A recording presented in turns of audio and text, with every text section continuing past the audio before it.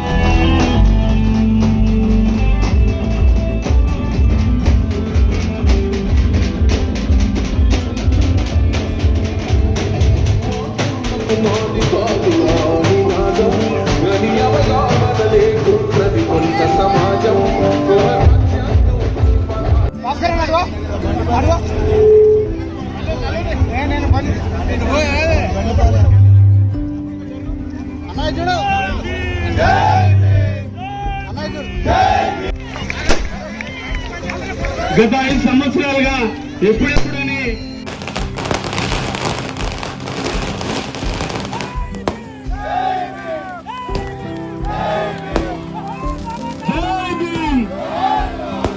వర్ధిల్లాలి వర్ధిల్లాలి అంబేద్కర్ గారి ఆశయాలు వర్ధిల్లాలి వర్ధిల్లాలి వర్ధిల్లాలి అంబేద్కర్ గారి ఆశయాలు అంబేద్కర్ గారి ఆశయాలు. జై భీమ్ జై భీమ్.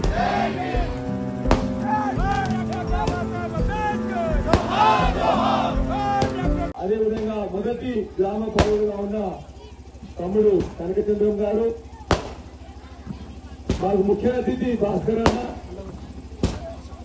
ఎందుకంటే అన్నిటి గురించి బాగా చెప్పగలిగేవారు, ఆలోచింపజేసేవారు, మనందరినీ పోరాటంలో ముందుంచేవారు వారే. కాబట్టి వారు మనకు ముఖ్య అతిథి. అన్న యాదన్న, సురేష్ అన్న, వేదిక మీద ఆశీర్వైన పెద్దలందరూ, కృష్ణన్న, తర్వాత ఈ గ్రామ పెద్దలు, పద్మక్క, వేదిక మీద ఈ 2 మండలాలు, పాత పత్తూరు మండలం,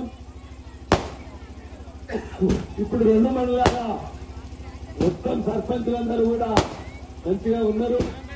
మా అక్కలందరూ కూడా ఈ యొక్క గ్రామం సర్పంచ్, ఉప సర్పంచ్, వార్డు సభ్యులందరూ కూడా మంచిగా వెనుక కూర్చొని మిగతా వాళ్ళందరూ కూడా మొత్తం కూడా ఆహ్వానం తెలియజేసిండు.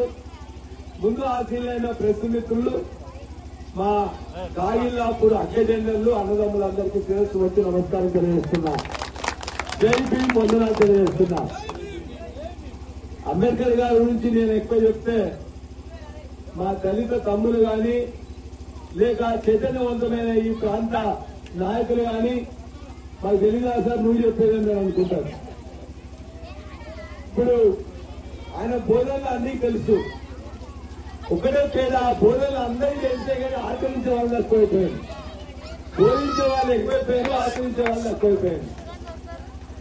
కాబట్టి భాస్కరన్న మాట్లాడుతూ ఇంకో కొన్ని విషయాలు చెప్పిండ్రు. తమ్ముడు సురేష్ మాట్లాడుతూ కూడా మందకృష్ణ ప్రమాణంగా చేసిండు. ఇంకా కానీ ఇవాళ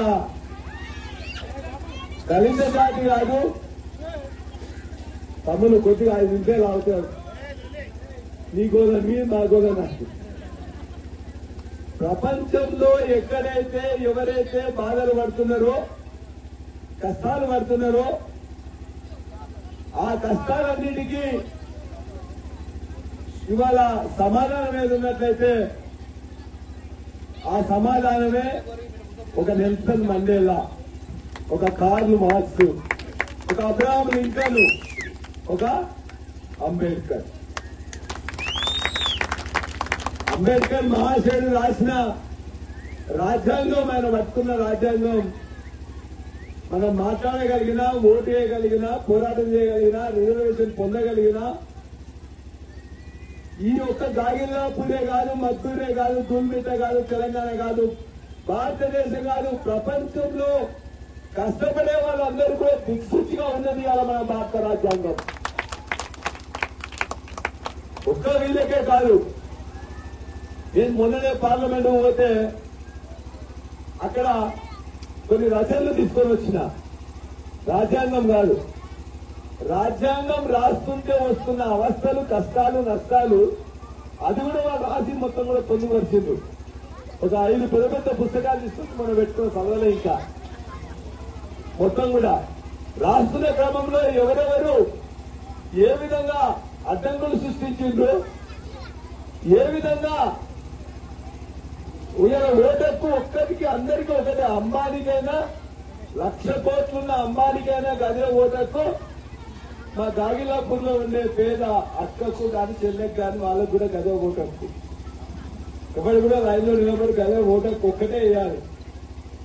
ఇటువంటి మనకి వాళ్ళ ఓటక్కే లేకుండే, మహిళలకు అసలే లేకుండే, ఓటక్కు కల్పించి మహిళలకు కల్పించి ఇవాళ మనందరినీ తలెత్తుకొని మేము కూడా మిమ్మల్ని ఏదైనా అనాలంటే ఎందుకంటే రాజకీయ నాయకులం కదా, మీకు ఓటు అనే పెద్ద అస్త్రం ఉంటుంది.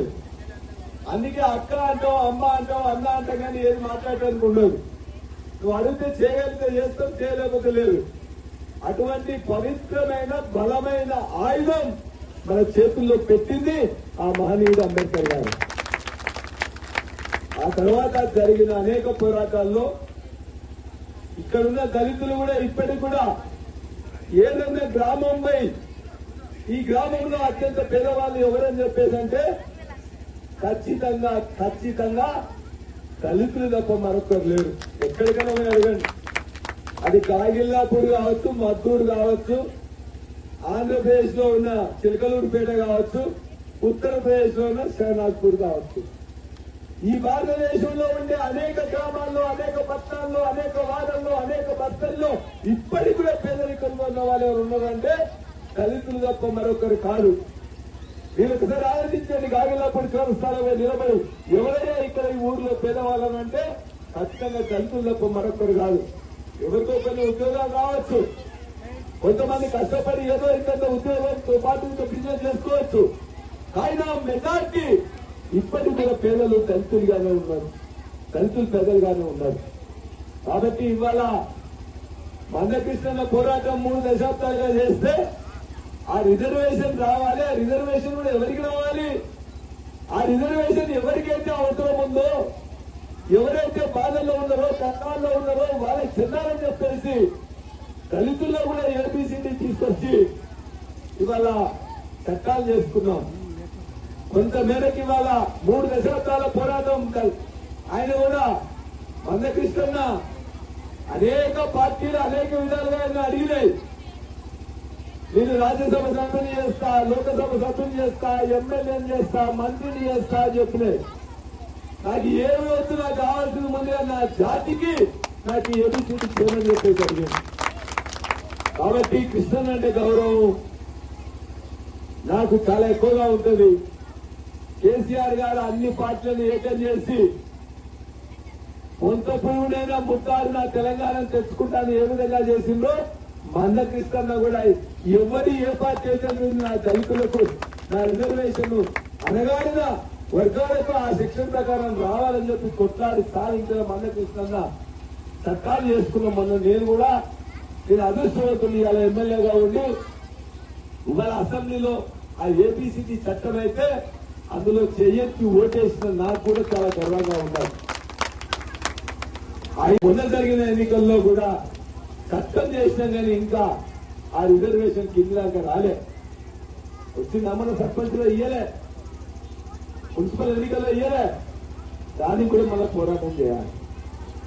కాబట్టి ఇవాళ పోరాటం వారు ఇచ్చిన కింది నుంచి ఇంకా చేయడానికి అని చెప్పేసి 18% నిజంగా ఇవాళ ఉండే దళితులకు వారి ప్రకారం రిజర్వేషన్ రావాల్సిన అవసరం కూడా ఉన్నది.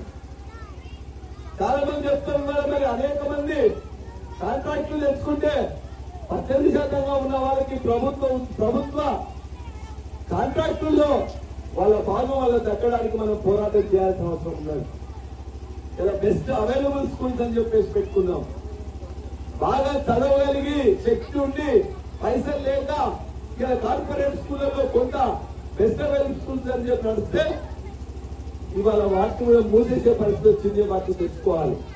దానికోసం పోరాటం చేయాల్సిన అవసరం ఉంది. ఇవాళ ఏబిసిడి రిజర్వేషన్లు పూర్తిగా అమలు కావచ్చు. ఎకరాల భూమి దొరికే పరిస్థితి లేదు. అయినా కూడా ఆ అసెంట్ భూములు ఖచ్చితంగా మనకే దక్కేటందుకు,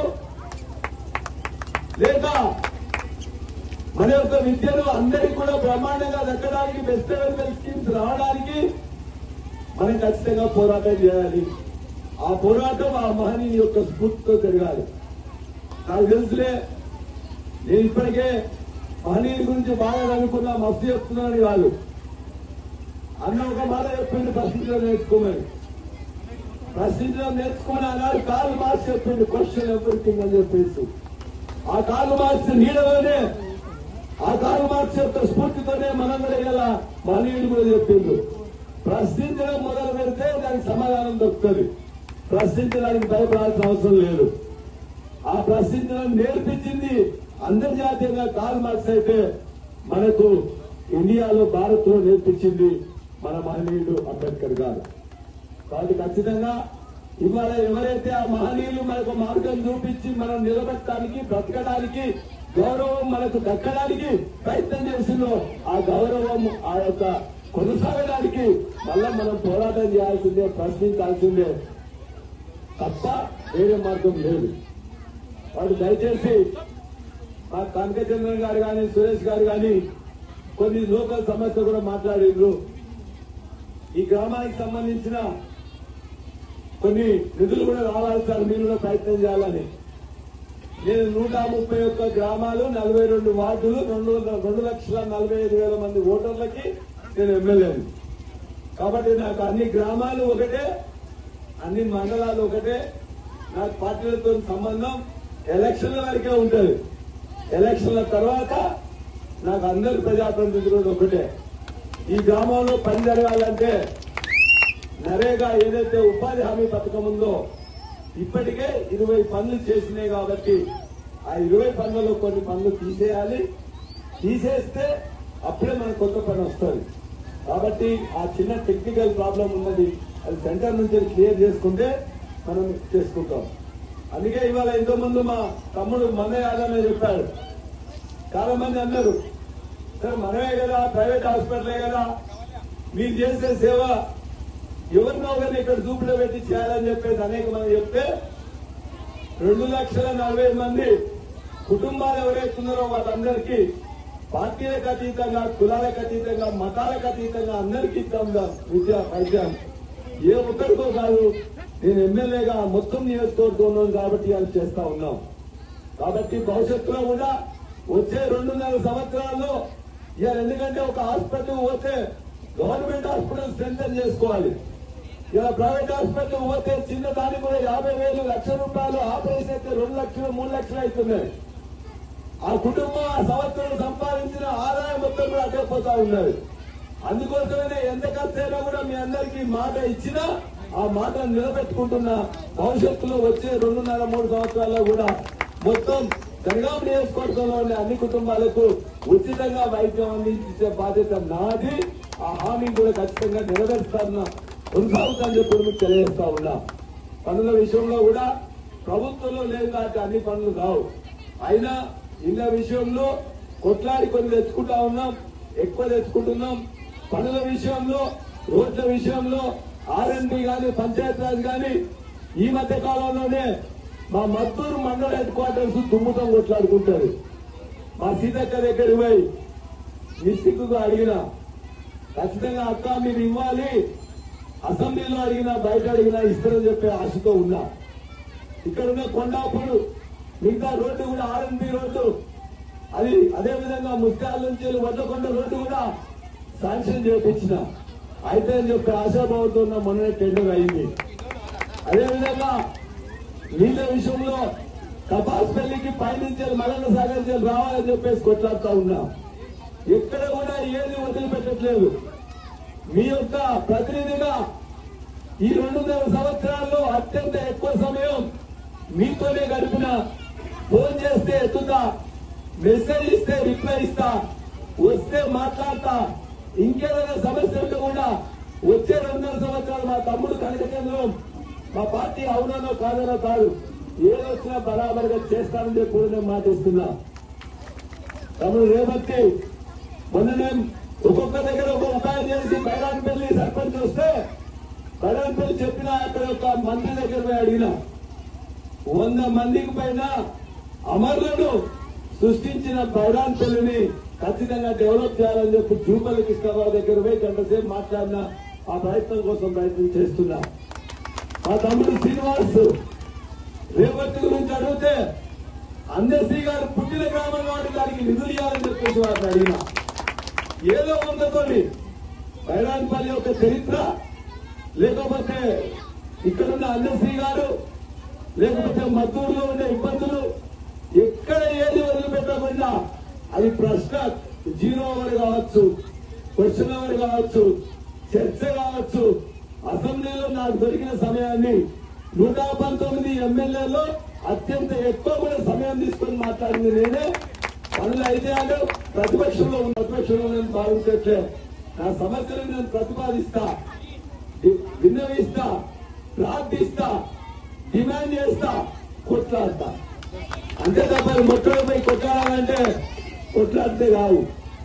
మాట్లాడాలి, చెప్పాలి, కన్విన్స్ చేయాలి. అది కాకపోతే ఖచ్చితంగా కొట్లాడతా. ఎందుకంటే ఆ మహనీయుని వెలుగులు కొట్లాడటం అనేది నాకు ఆల్రెడీ వచ్చు. కాబట్టి ఖచ్చితంగా ఇవాళ ప్రేమ గల మా గాగిల్లాపూర్ అక్కజన్నలు, అన్నదమ్ములు నన్ను ఆహ్వానించినందుకు వారు ధన్యవాదాలు తెలియజేస్తూ, మా దళిత తమ్ముళ్ళు ఆ యొక్క మహనీయుని ఆవిష్కరణకు నాకు అవకాశం ఇచ్చినందుకు వారందరూ కూడా నేను జేపీ మంగళాలు తెలియజేస్తూ, ఖచ్చితంగా మనందరం కూడా ఆయన ఏదో గుర్తు చేసుకోవడం కాదు, ఆ స్ఫూర్తితో మనకు కావాల్సిన పనుల కోసం కొట్లాడదాం.